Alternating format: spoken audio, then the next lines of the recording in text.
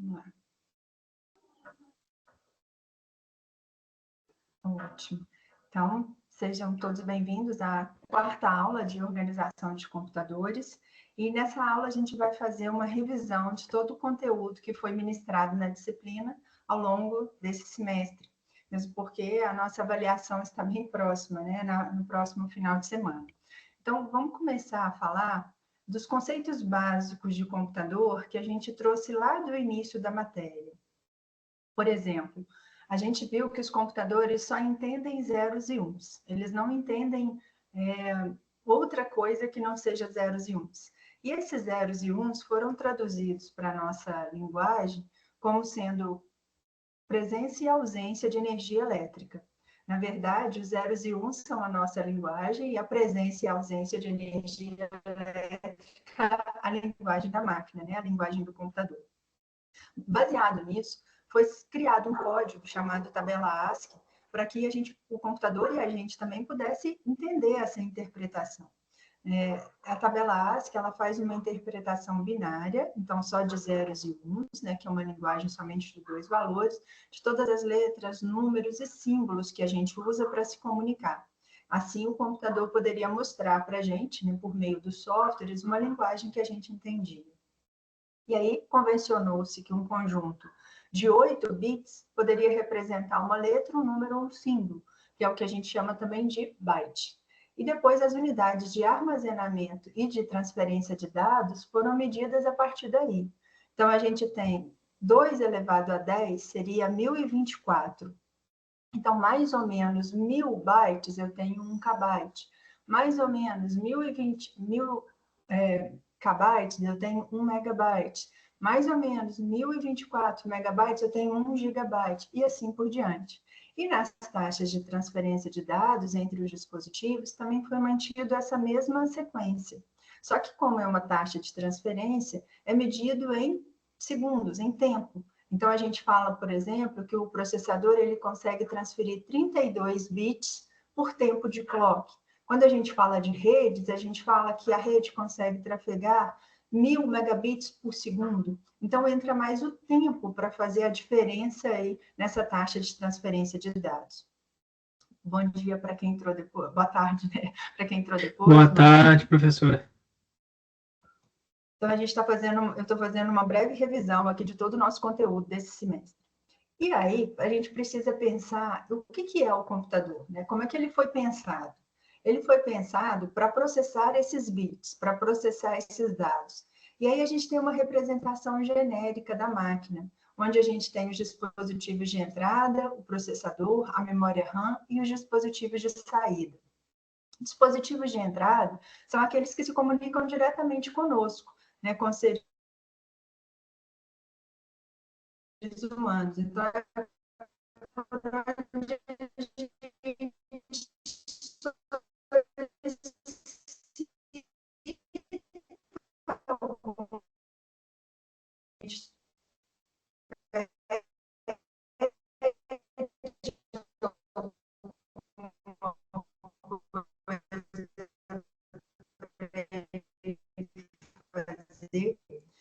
deixa eu só trocar a legenda aqui, que agora que eu vi que ela está em inglês. Os dispositivos de entradas, eles fazem essa primeira conversão, que é pegar a nossa linguagem de homem e traduzir para a linguagem de máquina, né, que é a linguagem do computador. Então, a gente tem teclado, tem webcam, tem microfone, tem scanner. O scanner pode ser o scanner de mão, que é aquele que a gente vê no supermercado, por exemplo, para ler código de barras, ou pode ser um scanner de mesa. No passado, a gente tinha esse equipamento separado da impressora. Hoje, ele está acoplado à impressora, né? Mas o scanner é um dispositivo que você entra com um dado e esse dado vai para o computador para ser processado. O processador é como se fosse o cérebro realmente da máquina. É ele que vai, no princípio, era ele que comandava qual programa será aberto, qual arquivo será aberto, em que momento, em qual núcleo seria processado, em qual unidade do processador está sendo processado. Depois, ao longo do tempo, essa função foi transferida para o sistema operacional. Mas o processador continua sendo o núcleo da máquina. A gente considera que é o dispositivo mais importante da máquina, realmente. E a memória RAM, ela auxilia o processador no seu processamento, armazenando os dados temporariamente. Então, a memória RAM, ela é como se fosse uma assistente número 1 do processador. Ele não vai funcionar sem ela. O processador precisa da memória RAM para armazenar os dados, porque ele não consegue armazenar, ele só consegue processar. Vou abrir um parêntese, porque a gente já viu que dentro do processador existem os registradores. E os registradores são dispositivos de armazenamento, mas pequenas quantidades de dados, só enquanto o processador está fazendo a sua mágica ali. A memória não, já é um dispositivo de armazenamento maior. Então, quando a gente instala, por exemplo, o sistema operacional, o Windows 10, o Windows 11, o Linux, etc., na máquina, a gente instala no HD, que é um dispositivo de armazenamento permanente. Né? Mas quando a gente liga a máquina, parte desse sistema operacional é carregado para a memória RAM. Por quê? Porque o processador vai usar essa parte mais rápido. Então, a memória ela está mais próxima do processador, ela consegue mostrar esse dado mais rápido. Mas ela tem um porém. A memória RAM, ela é considerada volátil. O que é isso? Ela precisa de energia para funcionar. Se você desligar o computador, tudo que está na memória RAM é perdido. E a hora que você ligar de novo, começa a encher de novo a memória RAM. Então, por isso que a gente diz que ela é volátil. Ela também tem uma classificação que a gente fala que é o armazenamento principal, porque trabalha diretamente com o processador, mas ele é temporário, porque você desligou a máquina e tudo é perdido. E por último, nesse desenho genérico de um computador, nós temos os dispositivos de saída de dados. Saída de dado quer dizer onde o computador vai mostrar o resultado daquele processamento para a gente. Então, a gente tem os monitores, as impressoras, as caixinhas de som, todos os tipos de projetor, projetor de slide, projetor de vídeo, são considerados dispositivos de saída. Então, a função deles é apresentar o resultado do processamento. Só essa. E aí, partindo desse pressuposto, nós vimos também as gerações de computadores. E aí, o que é interessante é que o computador ele não existiu sozinho. Então, na época que o computador foi criado, a gente tinha TV, a gente tinha rádio, a gente já tinha carro, já tinha indústrias. Então, tudo é mais ou menos interligado. A tecnologia que era usada no computador também era usada na TV, também era usada nos circuitos que estavam lá nos carros e etc. Então, é tudo integrado. Mas a primeira geração de computadores teve uma tecnologia, a válvula. A válvula parecia realmente uma lâmpada, né, onde esquentava muito, tinha que trocar muito. Os computadores eram chamados de grande porte, porque eles ainda ocupavam espaços muito grandes. Eles não atendiam uma pessoa específica, eles atendiam uma empresa, ou a uma universidade, ou ao governo. Então, a primeira geração foi datada, né, de 1945 até 1955. Foi logo depois da Segunda Guerra Mundial. Então, a gente tem registro que o processamento de dados, que os computadores já estavam sendo usados no período entre as guerras. Mas ele só foi mostrado para a humanidade, assim, vamos dizer, como um item que podia ser usado por qualquer pessoa depois das grandes guerras. Então, foi ali meados de 45 até 55 a primeira geração. Mas eles eram de grande porte, então só grandes empresas, governos tinham acesso. Eles esquentavam muito, eles tinham muito problema de queimar, processavam pequenas quantidades de dados. Mas aí evoluiu. E a segunda geração já trouxe uma tecnologia nova, chamada transistor, ou transistorizada. Então, aquela válvula foi melhorada e se transformou num equipamento menor, que podia processar mais dados, que não queimava tanto, que conseguia processar mais dados no mesmo intervalo de tempo. E aí ela durou aí mais uns 10 anos, uma década e meia. Depois vieram os circuitos integrados, aí é o chip que a gente conhece. Isso foi em meados de 66, chegando 70. E aí nós tivemos em 70 a apropriação das pessoas para usar o computador. Então, é nessa época que surge o computador pessoal, é nessa época que a gente começa a ver uma evolução como nunca foi vista, uma evolução muito rápida dessa indústria. Então, a indústria de informática, os computadores evoluíram muito, de 70 até 2000, muito mesmo, em todos os sentidos. de processar dados, de armazenar dados, de equipamentos, de realizar tarefas, de realizar funções, ajudar as pessoas a desenvolver suas funções, a resolver problemas. Então, isso nós vimos um surgimento grande demais nessas próximas 3 décadas. E o circuito integrado também era usado em outras indústrias, né? Não só no computador. E a 4ª geração, que foi de 80, meados de 80 até 2000, e tem muitos autores que consideram que a gente ainda está na 4ª geração de computadores, a gente teve o circuito integrado utilizado em larga escala. Então, ele foi sensivelmente melhorado, o circuito integrado passou a ser construído de elementos que conduziam muito bem a energia elétrica, porque era isso que a gente precisava, né? O computador só entende energia elétrica. Então, quanto melhor conduzi-la, melhor, mais rápido vai ser. E aí a gente teve o chip sendo muito melhorado tecnologicamente, evoluiu, avançou, trouxe inovação e sendo usado em diversas áreas. Paralela à tecnologia, que já foi um salto muito grande, sair do transistor, dos primeiros circuitos integrados e passar por um circuito integrado feito de silício, bem pequenininho, que dava para ocupar um espaço bem pequeno, nós tivemos também a criação das redes de computadores. Então, viram o seguinte, se o computador é bom sozinho, conectado a outros, ele vai ser melhor ainda. Vimos o processamento multimídia crescer. E aí, multimídia, a gente pensa e entende tudo que envolve som, imagem, movimento, brilho, vídeo, isso tudo está dentro do processamento multimídia.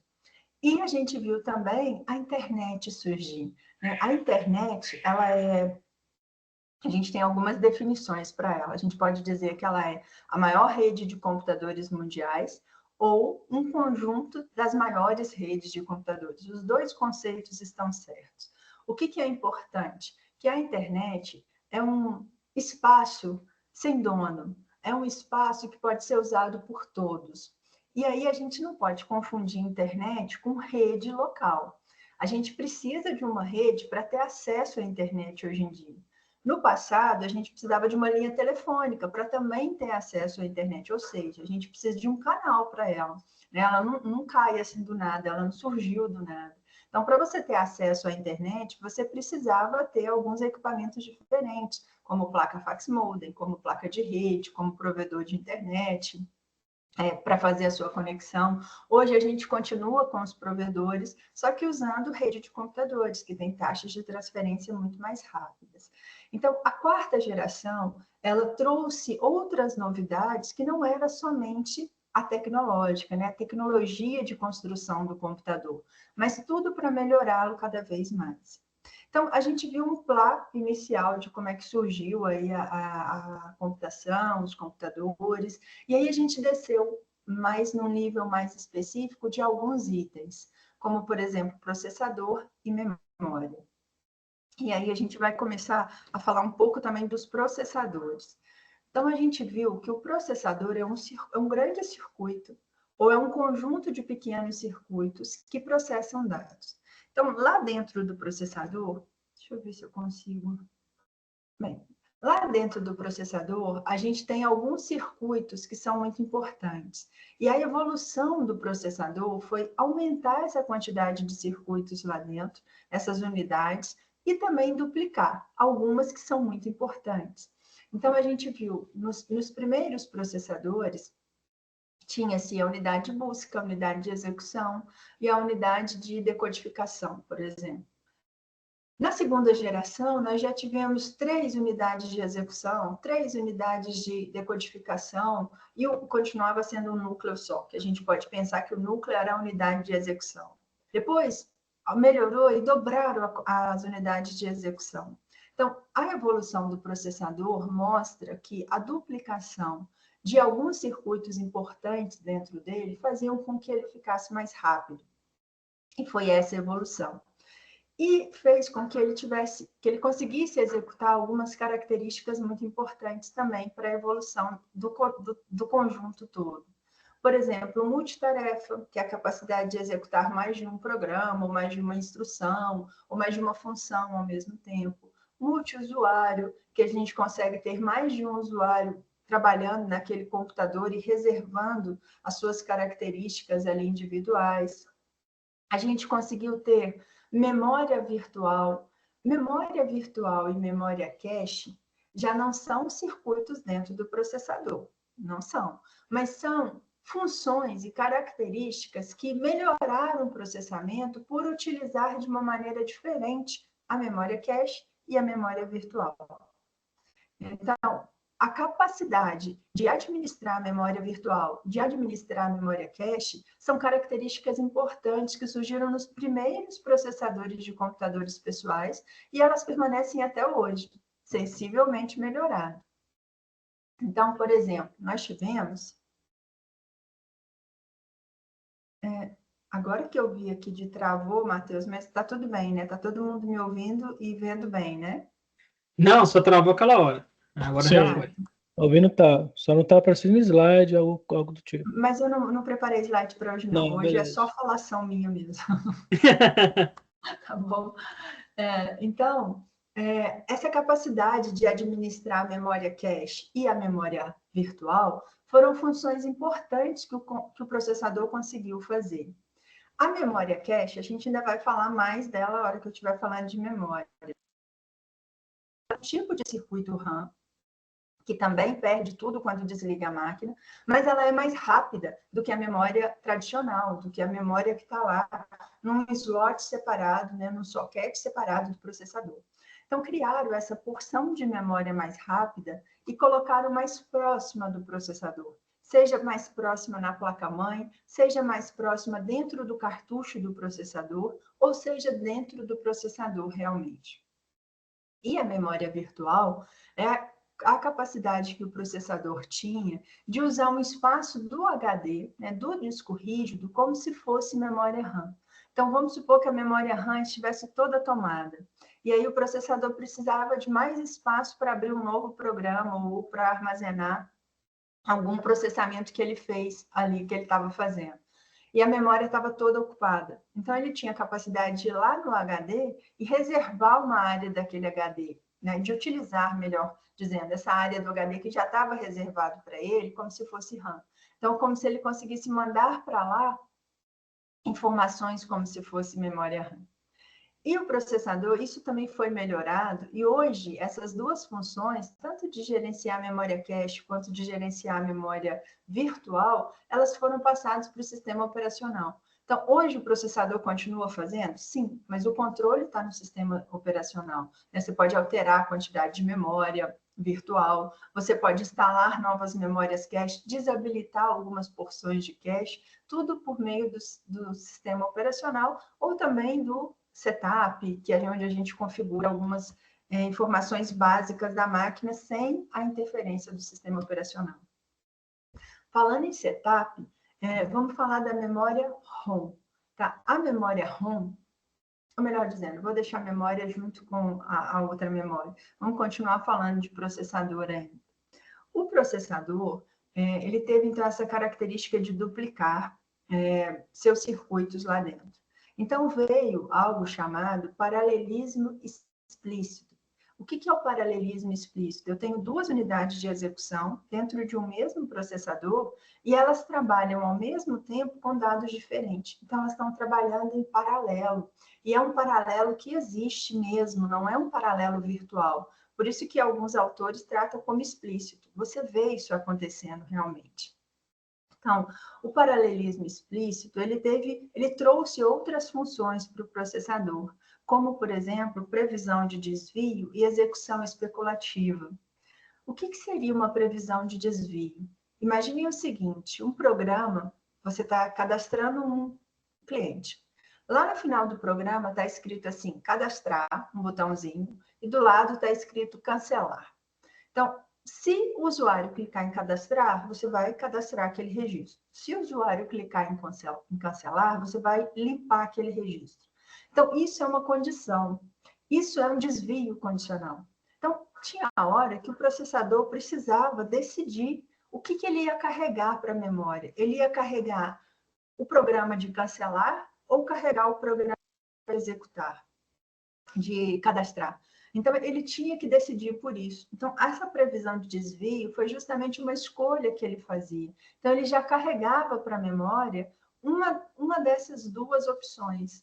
Isso, assim, em grosso modo, né? A gente está falando de um contexto maior, de um sistema, mas podia ser num contexto pequenininho do processador, de simplesmente abrir um dispositivo ou fechar um dispositivo, usar um dispositivo ou não usar um dispositivo.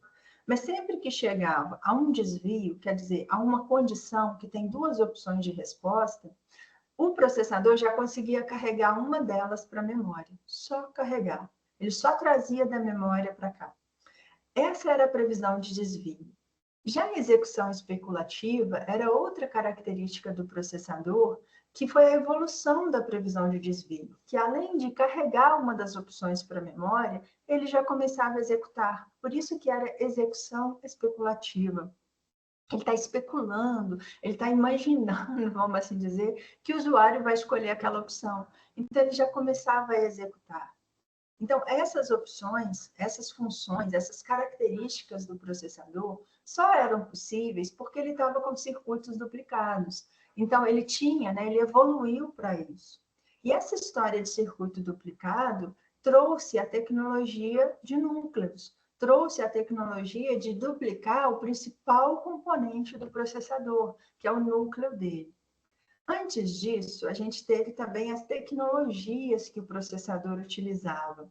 E aí a gente falou de duas tecnologias importantes, que foram a tecnologia CISC e a tecnologia RISC. Esses nomes foram muito utilizados, gente, até 2099, porque depois disso, essas tecnologias, né, passaram a ser substituídas pela tecnologia Core.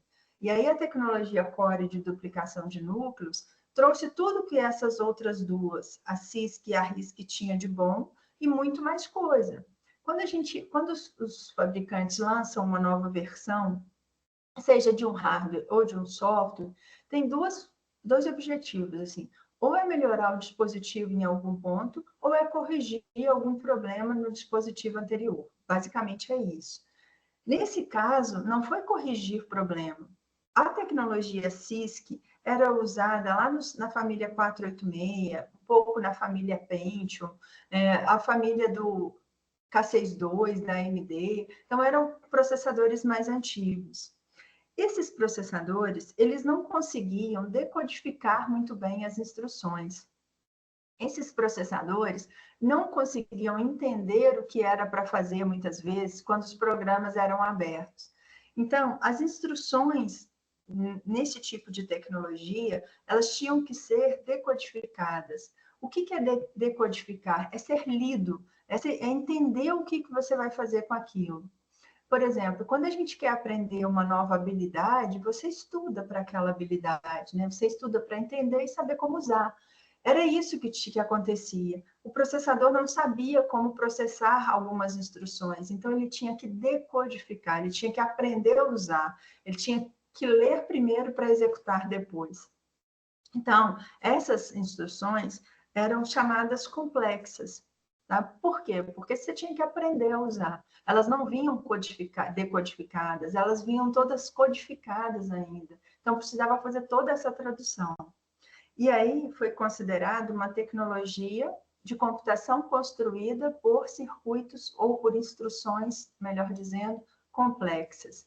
Isso foi a tecnologia CISC, é a mais antiga, é do 286, do 486, do 386, etc. Ela evoluiu, como tudo evoluiu, para a tecnologia RISC. Pensar no seguinte, não faz sentido o processador continuar tendo que aprender a usar a instrução. Ele tem que executar e já aprender ao mesmo tempo. Então, eles trouxeram instruções já codificadas para o processador. Então, já ensinavam para ele dentro daquela função que ele estava exercendo. Não precisava dele parar e aprender a usar. Ele já ia lendo e aprendendo. Então, isso foi instruções reduzidas. Isso foi instruções decodificadas. E a tecnologia RISC, ela durou na família Pentium, na família Atom, por muito tempo. Nos Aetâneos, nos primeiros Core que a gente teve ali, o Itanium, por exemplo, o Pentium D, o Pentium 2 Dual Core, o Pentium 2 Quad, por aí vai. Então, essa tecnologia, RISC, é uma tecnologia onde as instruções já vinham decodificadas. As instruções já eram mais simples de serem executadas, elas não eram tão complexas. E logo, depois que a tecnologia RISC já estava funcionando muito bem, ela também evoluiu. E evoluiu para a tecnologia Core. E é a tecnologia que a gente tem hoje em dia nos processadores para computadores pessoais. Pode ser igual para servidores, mas para mainframes, para data centers, a gente tem outros tipos de processador. Então, aqui a gente está focando em processadores para PCs, para computadores pessoais. Então, o que a gente precisa lembrar dessas duas tecnologias que todos os autores, todo o conteúdo de arquitetura, de organização de computadores vai trabalhar? CISC foi a primeira, então, dos primeiros computadores pessoais, tinham instruções complexas, instruções difíceis de serem executadas, assim, porque o processador tinha que aprender primeiro para executar depois. Já a tecnologia RISC é a mais nova e trazia instruções que já vinham decodificadas, trazia instruções que já vinham prontas para serem executadas. E aí a gente falou um pouquinho também, e eu mostrei alguns desenhos para vocês, e no conteúdo também tem, de como que essa arquitetura era feita, né? Essa estrutura do processador. É como se a gente fizesse um raio-x do processador e visse esses circuitos lá dentro. Então, a gente tem circuitos duplicados, como o núcleo, e a gente tem outros circuitos, como unidade de execução, unidade de decodificação, unidade de busca, também duplicados. E essa tecnologia, ou essa época onde a gente tinha esses circuitos duplicados, né, essa condição de circuitos duplicados, foi chamada de hyperthread, ou hyperthread, e até hoje a gente tem isso, tem esse conceito. Então, é como se fossem duplicados circuitos que não fossem o núcleo. Porque núcleo, a gente tem a tecnologia Core. A tecnologia Hyperthread, a gente tinha outros circuitos duplicados. Então, se a gente fosse fazer uma sequência, seria a tecnologia CISC, a primeira, RISC, depois dela, a tecnologia Core e Hyperthread surgiram ao mesmo tempo. Só que a Core, a gente tem realmente que era só o núcleo, que era duplicado, e a Hyperthread, o Triad, a gente tinha outros circuitos duplicados. E aí a gente encerrou a matéria de processadores com essa visão, né, de características, de como que eles evoluíram e de funções. Aí a gente passa para as memórias. E aí, memória, é muito tradicional a gente ouvir assim, o processador tem dois tipos de memória, a memória RAM e a memória ROM. Tá certo, certinho, não tá errado. Mas a memória é um dispositivo de armazenamento. E dispositivo de armazenamento, a gente tem dois tipos. A gente tem armazenamento principal e armazenamento secundário. O armazenamento principal, ele também é chamado de temporário, porque é só a memória que representa ele, a memória RAM. Então, ele é principal, mas ele é temporário. Já o armazenamento secundário, a gente tem a memória ROM, a gente tem o HD, a gente tinha o disquete, tinha o CD, tinha fita DAT, tem pendrive, tem HD externo. Então, quando a gente fala de armazenamento secundário, existem mais dispositivos, mais exemplos do que o armazenamento principal, que é só a memória RAM. Então, vamos dividir isso. A memória RAM, a gente já falou que ela é a assistente número 1 do processador. A memória RAM, ela é feita, ela tem no mercado, né, disponível, dois tipos de memória RAM. A memória RAM dinâmica e a memória RAM estática. A memória RAM dinâmica é a memória RAM tradicional. É essa que a gente compra 4 GB, 8 GB, 16 GB. A gente compra os pentes de memória e instala para o processador poder utilizar. Já a memória estática é a memória cache, tá? Que também é RAM, mas ela é aquela memória um pouco mais rápida. A grosso modo, o que elas têm de diferença é que uma é mais rápida do que a outra. E por que que uma é mais rápida do que a outra? A memória RAM dinâmica, ela é feita de um circuito, a gente pode chamar de um circuito, de um capacitor, né? de um elemento que precisa de refresh, que precisa se atualizar de tempos em tempos. É como se você parasse e tivesse que dar um F5 para a memória se atualizar, para ela ver o que está armazenado na primeira linha, primeira coluna, segunda linha, primeira coluna, terceira coluna, primeira linha, e assim por diante. Então, nesse tempo que ela está se atualizando, ela fica inacessível. Então, o processador não consegue acessar. Ela é um pouco mais lenta.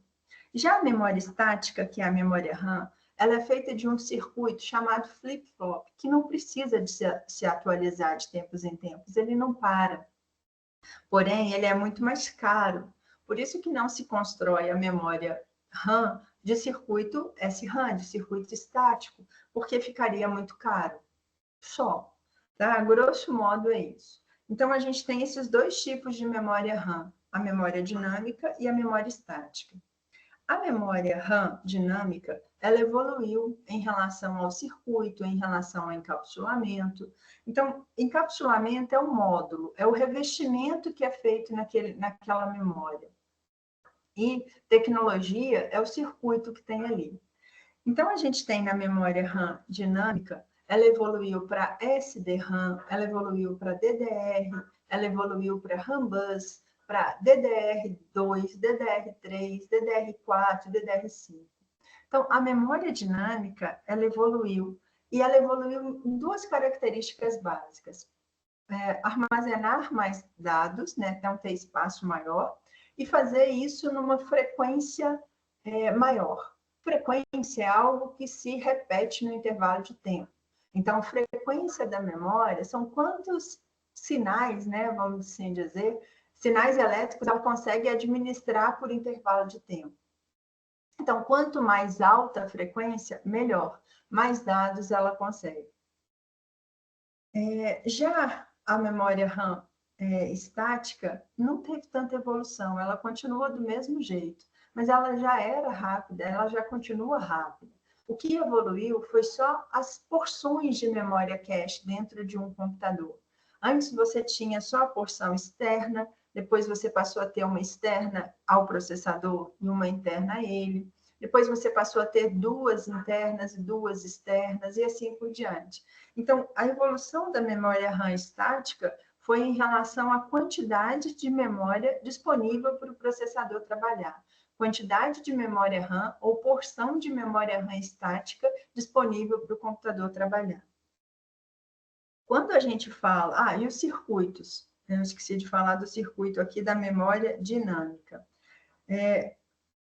Na verdade, eu esqueci de falar do encapsulamento, e não do circuito. O encapsulamento é o revestimento dessa memória. Então, a gente teve os revestimentos mais antigos, que eram chamados de SIM.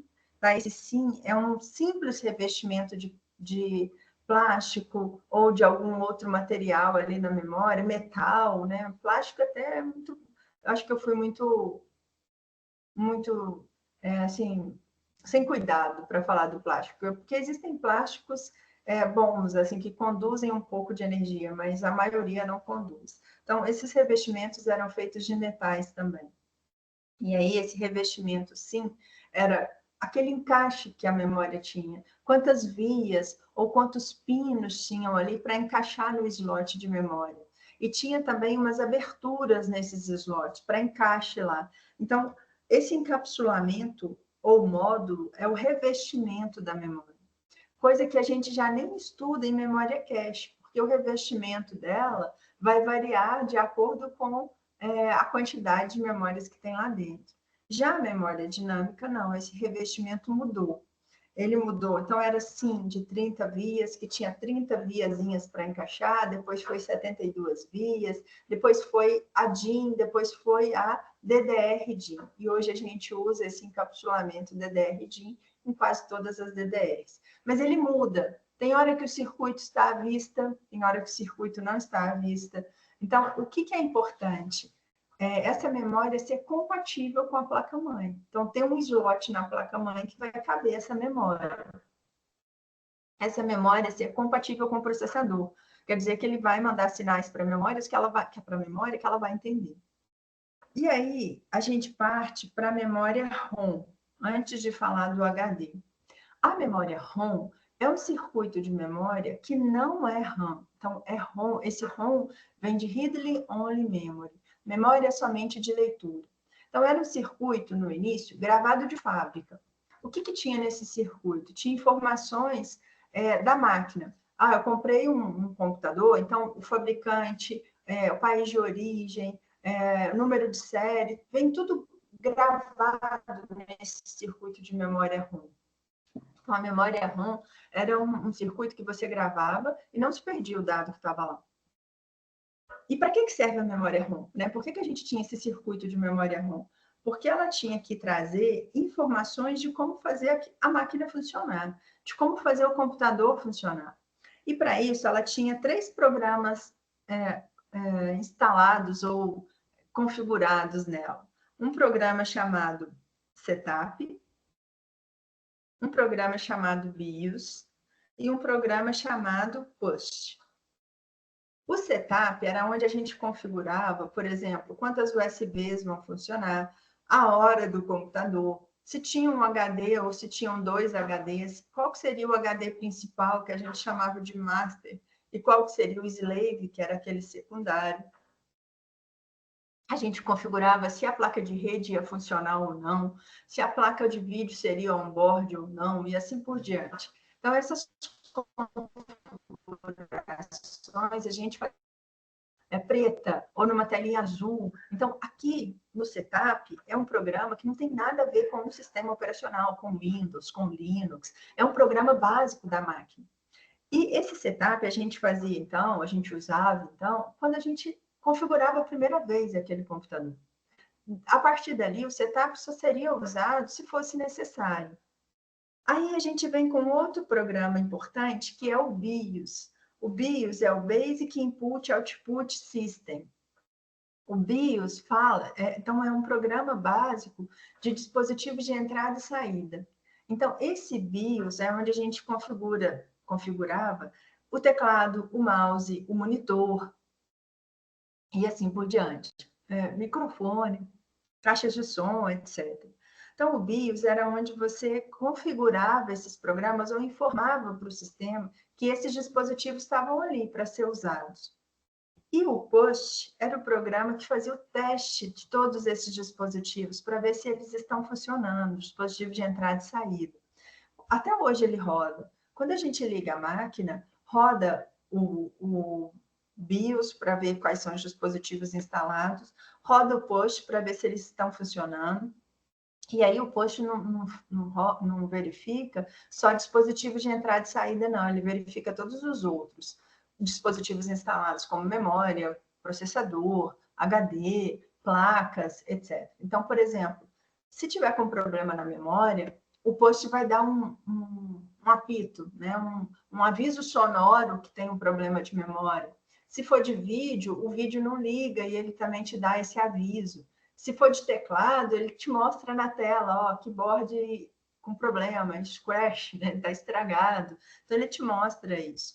Então, esses 3 programas, eles vêm gravados de fábrica no circuito de memória ROM, tá? Num circuito de memória ROM. A memória ROM só serve para isso, para armazenar informações de fábrica. Eu comprei uma placa de vídeo. A placa de vídeo tem um circuito de memória ROM lá instalado nela, que guarda as informações daquela placa de vídeo. Então, era muito comum os fabricantes comprarem porção de memória ROM para poder armazenar informações daqueles dispositivos, seja placa de vídeo, placa de som, placa de rede, HD e por aí vai. E aí, como é que evoluíram esses circuitos de memória ROM? Antes só podia gravar. Era como se você comprasse um circuito sem nenhum dado, gravasse lá e não podia alterar nunca mais. Era o que a gente chamava de CD virgem, não sei se é da época de vocês, ou fita cassete virgem, ou fita de videocassete, tanto fita de ouvir música quanto de ver filme, né? E aí a gente gravava naquela fita e tal. Então, a memória ROM evoluiu para que você pudesse fazer isso, para que você pudesse gravar de novo, para que você pudesse apagar, para que você pudesse alterar. E aí tiveram os circuitos de memória ROM. Então, a gente tinha primeiro o ROM, depois o PROM, depois o EPROM, depois o EEPROM e o Flash ROM, que é o último que hoje é usado nos pendrives, por exemplo, nos HDs externos, nos HDs sólidos, desculpa, né, que é os discos sólidos. Então, a memória ROM evoluiu também para que fosse utilizado para outras coisas que não fosse somente informações de fábrica da máquina. E aí, junto com a memória ROM, a gente tem os discos. No passado, a gente tinha discos magnéticos flexíveis, discos magnéticos rígidos. Os flexíveis eram os disquetes. E é engraçado que hoje chega cada dia mais alunos dos primeiros períodos dos cursos de computação, seja ele ciência da computação, sistema de informação, engenharia da computação, TGTI, análise de desenvolvimento de sistemas, eles chegam sem nunca ter ouvido falar no disquete, não sabe o que é um disquete, mas foi muito utilizado na década de 90 e início ali de 2000 a gente ainda usava um pouco. Então, o disquete era um disco flexível que você podia levar para qualquer lugar, era o pendrive que a gente leva hoje, era o disquete. Tinha um disquete que começou do tamanho de um disco vinil e depois evoluiu para um disquete bem pequenininho. E aí vieram os CDs também, os CDs que a gente podia gravar dados e não só música, né? Porque já tinha CDs e tudo mais, os DVDs, os Blu-ray, por aí vai. Mas esses dispositivos, eles foram abandonados, assim, parece que eles ficaram obsoletos. E o que durou, né, foi o HD, que era o disco rígido, que era um disco que você não podia sair carregando para lugar nenhum. Ele estava dentro do gabinete da máquina ou dentro do notebook, né, dentro aqui, você não podia levar ele para lugar nenhum, por isso que era rígido. E ele gravava dados que não eram perdidos quando se desligava a máquina, dados que seriam permanentes ali no sistema. E os discos sólidos, a mesma coisa, são dados permanentes do sistema, só que eles também podem ser alterados. E os discos sólidos, eles têm outras características que fazem eles serem mais rápidos. Então, hoje, quando a sua máquina velha está muito lenta, o que o técnico te recomenda? Vamos trocar, vamos colocar um SSD, um disco rígido, para rodar sistema operacional e tudo mais, e deixa seu disco que está aí de 1 GB, de 1 tera, né, para armazenar dados, porque o disco rígido ele é lento, ele consegue armazenar, é como se a gente pensasse que ele é um disco que tem um cabeçote que fica gravando o dado lá magnético, que demora muito, o que é muito sensível à perda. E o disco sólido já é uma gravação a laser, assim, uma gravação mais rápida, que não tem essa história, não tem muita história, então é mais rápido acessar, porém ele é mais caro. Então, ainda, se bem que agora a gente já tem discos sólidos até de 2 GB, de 2 teras, de 30 teras e por aí vai.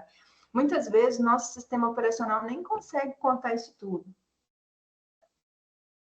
O sistema operacional, hoje, como ele está no controle da máquina, ele tem que saber entender que o disco tem essa quantidade disponível, que a memória tem essa quantidade disponível, senão ele só vai usar o que ele conhece. Se for o default, talvez ele não use a capacidade inteira. Mas os dispositivos de armazenamento permanente evoluíram nesse sentido, de conseguir ter mais espaço para guardar dados e também responder mais rápido ao processador ou ao usuário, quando o usuário quer acessar algum dado. Então, paralelo a isso tudo, né, a gente tem os barramentos. Paralelo a todos esses dispositivos importantes, a gente tem os caminhos que levam até esses dispositivos. Os barramentos são caminhos por onde os dados vão seguir. Os encaixes do barramento, ou os acessos aos barramentos, são os slots, ou sockets. Então, quando eu digo que eu comprei uma placa de vídeo PCI Express, eu estou querendo dizer que a minha placa de vídeo vai usar o barramento PCI Express por meio daquele encaixe que está lá na placa-mãe e também pelo caminho que tem dentro da placa-mãe para esse dado seguir. Os barramentos, a gente foram classificados em 2. Então, a gente tem o barramento local e o barramento de expansão. O barramento local é a comunicação do processador com a memória RAM. O barramento de expansão é a comunicação do processador com todos os outros dispositivos da máquina. Então, placa de som, placa de vídeo, HD, placa de rede, monitor, impressora, todos vão se comunicar com o processador por meio do barramento de expansão. O barramento de expansão, ele pode ser interno ou ele pode ser externo, ou seja, o dispositivo a qual ele vai estar conectado pode estar internamente no gabinete ou pode estar externo ao gabinete. Por exemplo, o barramento USB, geralmente a gente fala a porta USB. A porta USB é justamente o encaixe, o soquete do USB.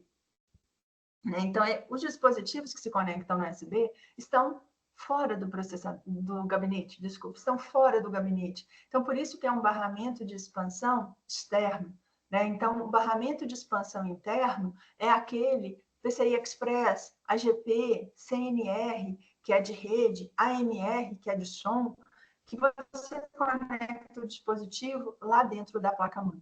Tá? Então, os barramentos, os dispositivos que estão fora do HD, fora do gabinete, eles se comunicam com o processador por meio dos barramentos de expansão externos. Então, aqui eu dei um plano geral de todo o nosso conteúdo. Alguns alunos me pediram, e alunas me pediram para gravar essa revisão do conteúdo. Tá? Então, por isso que eu deixei essa última aula para essa revisão. Alguns alunos também questionaram algumas atividades que os gabaritos foram liberados nessas últimas semanas, né? E ainda tem problema, ainda tem gente com dúvida em algumas questões. Eu vou analisar de novo e vou responder. Vocês podem ficar tranquilos. Se a questão estiver errada, eu peço para cancelar e distribuir os pontos para todo mundo, sem problema nenhum. Né? Isso acontece, a gente erra realmente. Né? Quem dera se a gente não errasse nunca. Mas eu vou avaliar de novo com calma. Tem duas questões que o pessoal tem me perguntado mais. Uma é sobre a tecnologia RISC-CISC e a outra é uma questão de memória. Tá? Então, eu vou olhar todas as duas de novo e se tiver problema, eu divulgo para vocês lá no AVA, divulgo para vocês no sistema como é que está. Eu ia te perguntar justamente sobre ela, sobre essas duas. Eu não te mandei ainda, mas eu ia te perguntar se poderia mandar lá no por mensagem ou direto no... Não fique ligado. Não fica ligado, Sim, vou sim. Eu vou analisar com calma, tá? Eu vou tentar fazer isso amanhã, porque amanhã é um dia mais light, assim. Hoje ainda tem muitas aulas, muito compromisso, mas amanhã é um dia mais light. E aí eu vou sentar e vou tentar, e vou analisar de novo as questões. Eu já respondi a alguns. Eu acho que o de vocês teve uma questão já anulada, não teve? O meu, eu acho que teve uma até que eu acertei e foi anulada. Anulada. Eu acho que já teve uma anulada, mas se tiver algum erro, gente, eu vou anular outra, sem problema nenhum, tá? Não se preocupem com isso, não. Se tiver erro, eu vou anular lá. Mas eu vou tentar fazer isso amanhã e durante a semana o pessoal conduz lá, se tiver que anular e redistribuir os pontos para todo mundo. Aí vai ser de segunda-feira em diante que o pessoal da FUMEC Virtual vai fazer isso. Mas eu vou analisar, tá? Podem ficar tranquilos. Sobre esse conteúdo todo, ou sobre mais alguma questão distribuída lá no ambiente, vocês têm alguma dúvida? Eu ajudo em algo mais? Eu acho... Desculpa, pode falar aí, Rich. Obrigado. Por minha parte, não, professor. Eu tenho tudo claro. Foi uma boa explicação de sua parte, né? Aí entendi tudo. Aí é só a questão que eu teve na pergunta de tecnologia CISC, RISC, e isso tudo. Mais nada. Ok, ótimo. Pode deixar que eu vou analisar lá com calma. Por mim também, agradeço pelo semestre, tá, professor? As aulas ministradas, tá? Estou com dificuldade ainda no pipeline, mas isso aí é porque eu já tive em outros cursos superiores, também já tive dificuldade nessa área, mas acho que vou tocar para frente. Tá bom. Pensa, Bruno, que o pipeline é uma técnica, tá? A gente pode chamar de característica do processador de botar todos os circuitos dele para funcionar ao mesmo tempo. Pensa nisso. Tudo que tem dentro dele tem que trabalhar o tempo inteiro. Isso é pipeline.